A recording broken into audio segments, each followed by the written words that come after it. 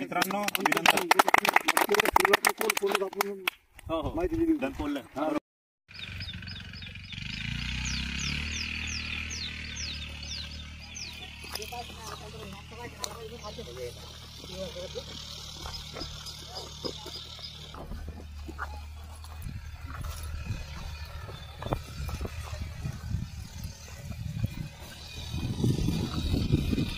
नमस्कार मित्रांनो, आज आपण परत आलो एक मातमळ शेत शिवारात प्रल्हाद जिरतकर यांच्या शेतामध्ये.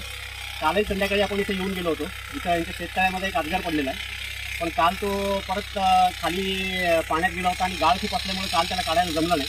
तर काल आम्ही एक मोठा लाकडाचा भारा खाली सोडून ठेवला होता. आज परत अजगर त्याच्यावर येऊन बसलेला आहे. तर त्या अजगराला आपण काढण्यासाठी सगळी टीम जी आहे निसर्ग मल्टीपर्पज फाउंडेशनची पूर्ण टीम आज सोबत आहे, जेणेकरून कसंही करून त्याला येणे बाहेर काढायचं.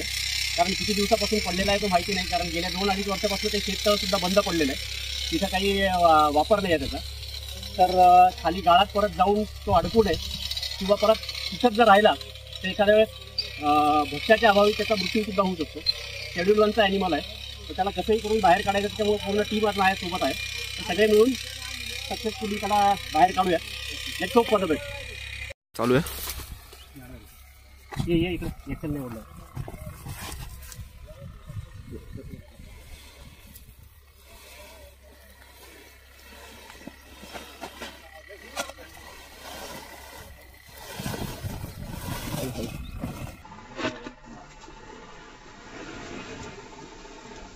काही करून द्या. अर शिट.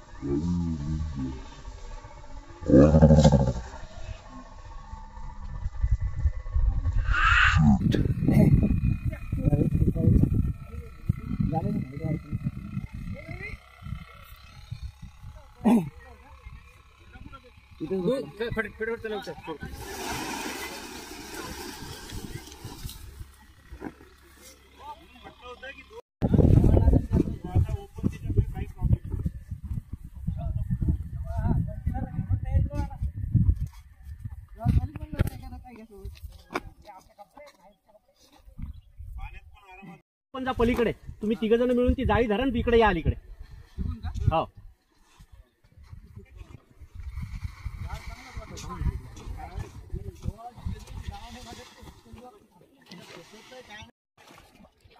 एका साईडनी या रे, एका साईडनी या तिकडून. तुम्ही 4 एक काम करा. हॅलो, एक 2-2, 4-4 फुटाचं अंतर ठेवून 4 जण सोबत पुढे या. तिकडून आले की इकडे एका साईडला येतील सगळे बरोबर. सर याला पाण्यात उतरायचं जोरात थंड असल्यामुळं पाणी मार करा मला वाटतंय.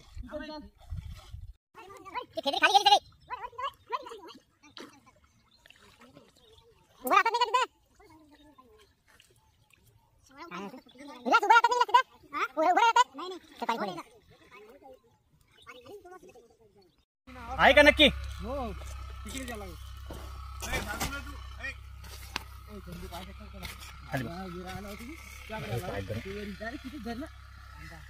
थांब घाई नको करू. थांब, ते पलीकडे गेला नाही पाहिजे. आता पटकन विलास पुढे. बंटी तू थांब थोडं या कोपऱ्यात. नाही ते राहू दे ना हातात.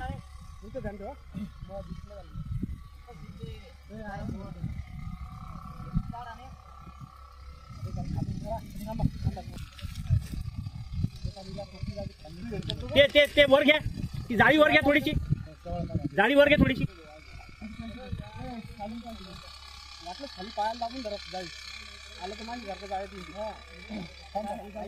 ते अडकलं पाहिजे माशासारखं. आहे का? तोंड दिसतंय का?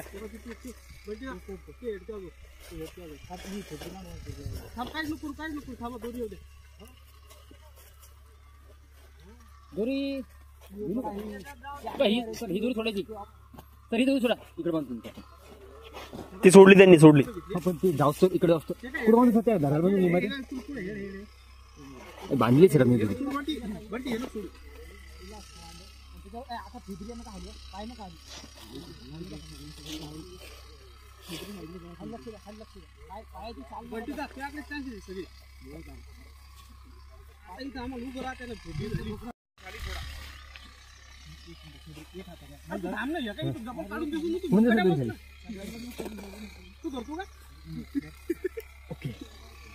शांत शांत शांततेत घ्या. सुटला नाही पाहिजे आता तू.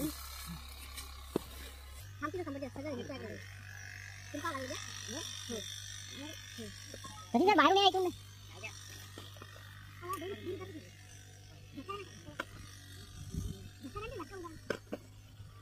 खाली लक्ष ठेवा. खाली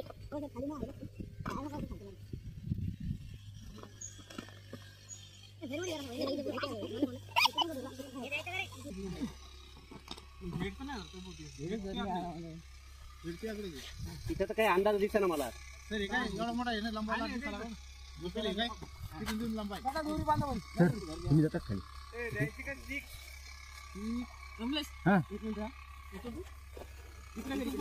नाही येत ते तसं. ते अडकेले ना ते. हो ना, हे अडकेले पण तुला पुढे यावं लागेल. मागून नका धरू रे, ग्रीप येणार नाही बरं का.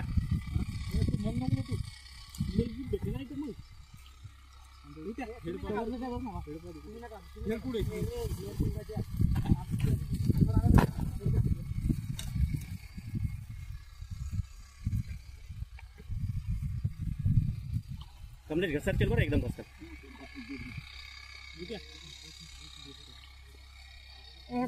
बंटी किती आपल्या समोर बंटी दिसतोय का? हो सर हे काय नाही नाही, शेपूट ग्रीप नाही येणार हाताला. हा मध्ये जर बाईट बाईट नाही झाला पाहिजे तर काळजी घे. तुम्ही खाली थांबा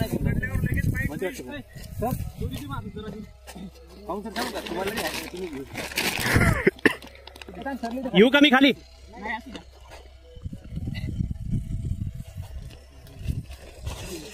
पाणी धर कमलेश.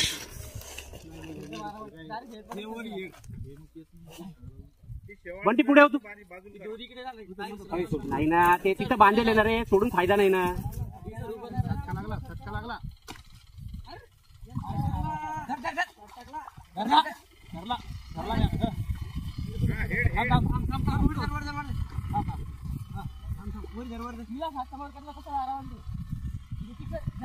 थांब रे, सांभाळून सांभाळून बाईट वर सांभाळून. हे पोत सोड खाली. नाही नाही, तसा नाही घेता येणार वरती, पोत्यात भरा त्याला.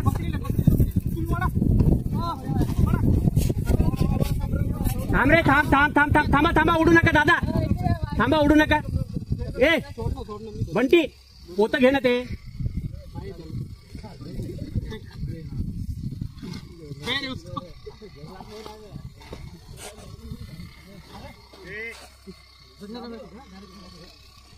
आधी खालचा टाका, शेपटीकडचा भाग मध्ये टाका आधी.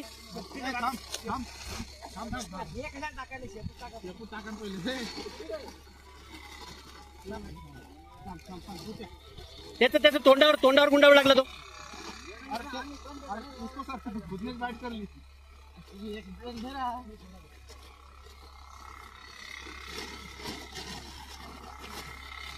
ती ह्याला बांध आता.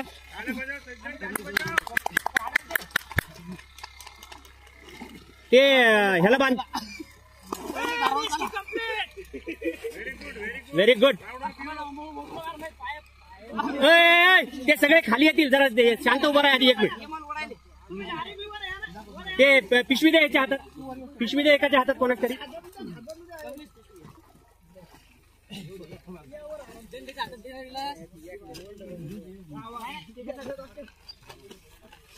झाला मित्रांनो सक्सेसफुली रेस्क्यू. टीमच्या सगळ्या सदस्यांनी जी जोरदार मेहनत घेतली, त्या मेहनतीने बाहेर निघाला आहे हा. आरामात या.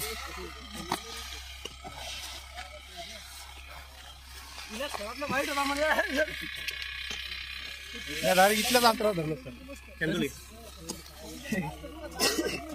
इथून इथलं अंतरावर एवढं. नमस्कार मित्रांनो, एक रेस्क्यू कम्प्लीट. अशा प्रकारे ह्या अजगराला सक्सेसफुली आपण शेतकऱ्यातून बाहेर काढलं. हे प्रल्हाद भाऊ इरतकर, ज्यांना काल दुपारी हा अजगर दिसला होता. त्यांनी मला फोन करून सांगितलं, काल मी येऊ नाही गेलो, पण काल काही जमला नाही रेस्क्यू. आज त्याच्यामुळे सगळ्या टीमला सोबत घेऊन आलो, जेणेकरून कुठल्याही प्रकारे तो आपल्या हातातून सुटला नाही पाहिजे. आणि आजच्या रेस्क्यूचे मुख्य 4 सूत्रधार जे आहेत, सर्पमित्र चंदू आंबोरे, त्याच्यानंतर ऋतिक सुसर, बंटी नरवडे आणि विलास खरात, ह्या 4 जण आहेत मेन, जे 4 जण खाली उतरले होते. चारही साईडनी त्याला घेरलं आणि एका ठिकाणी कोपऱ्यात आल्यानंतर त्या अजगराला आपण सुरक्षित रेस्क्यू केलंय. काय सांगाल इजतकर भाऊ तुम्ही, काय म्हणणं तुमचं? पकडला गेला हे खूप महत्वाचं झालं. हो, आता मी तुम्हाला काल सांगितलं मृत्यू झाल्या त्याची. हो नाही बरोबर, खायला त्याला काही नव्हतंच मध्ये. आता असा अजगर पाण्यात राहतो पण त्याला काही खायला काही नसल्यामुळे त्याचा 100% काही दिवसात, म्हणजे आता असं नॉर्मली 3-4 महिन्यापर्यंत अजगराने काही खाल्लं नाही तर तो जिवंत राहू शकतो, कारण त्याच्या अंगावर तेवढी चरबी असते. पण येणे त्याचा जर खायला मिळालं नसतं तर मृत्यू झालाच असता.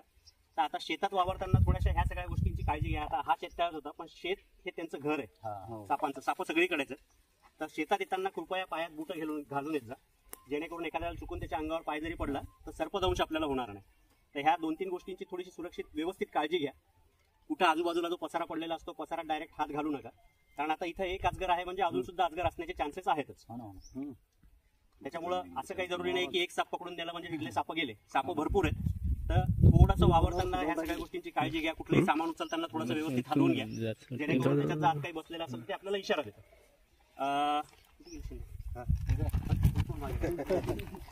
शिंदे सरांकडे माझा नंबर होता, त्यांनीच आधी फोन केला होता मला. म्हणजे मागच्या वेळेला आमची एका हॉस्पिटलमध्ये स्नेक बाईटच्या केसमध्येच भेट झाली होती, त्यामुळे नंबर त्यांच्याकडे होता. त्यांनी फोन करून बोलून घेतलं, त्याच्यामुळे ह्या अजगराचा प्राण वाचलाय. हा शेड्यूल 1चा ॲनिमल आहे, म्हणजे जेवढं प्रोटेक्शन वाघाला आहे तेवढंच प्रोटेक्शन अजगराला आहे. त्याच्यामुळे कुठेही असा जर साप दिसला तर कृपया मारू नका, कारण चांगली सजा लागू शकते. पुढचं बोलत नाही मी फार काही जास्त. ठीक आहे, धन्यवाद मित्रांनो.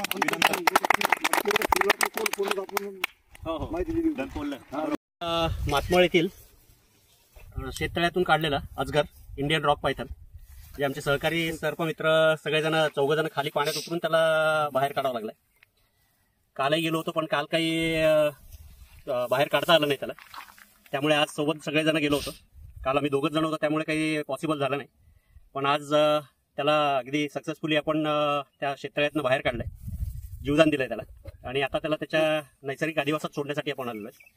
इंडियन रॉक पायथन अजगर, पूर्णपणे बिनविषारी असलेला साप, डार्क चॉकलेटी कलरचा, आणि अंगावर सोनेरी जाळीदार डिझाईन असते. तोंड त्रिकोणी लंबुळकं आणि तोंडावर गुलाबी छटा असते. ही ह्या सापाची मेन ओळख आहे.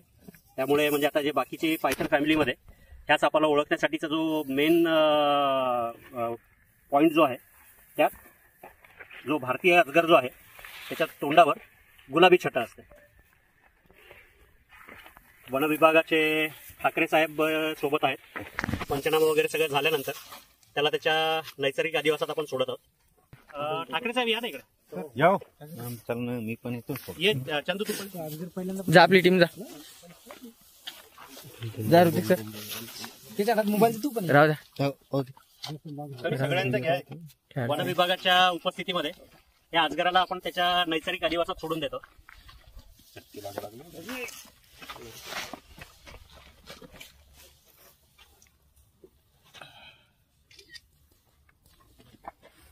राहू दे, तेवढं सांग.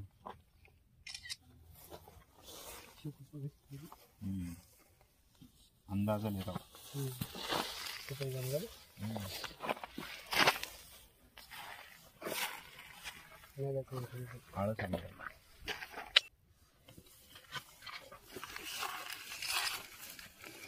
नको, राहू दे.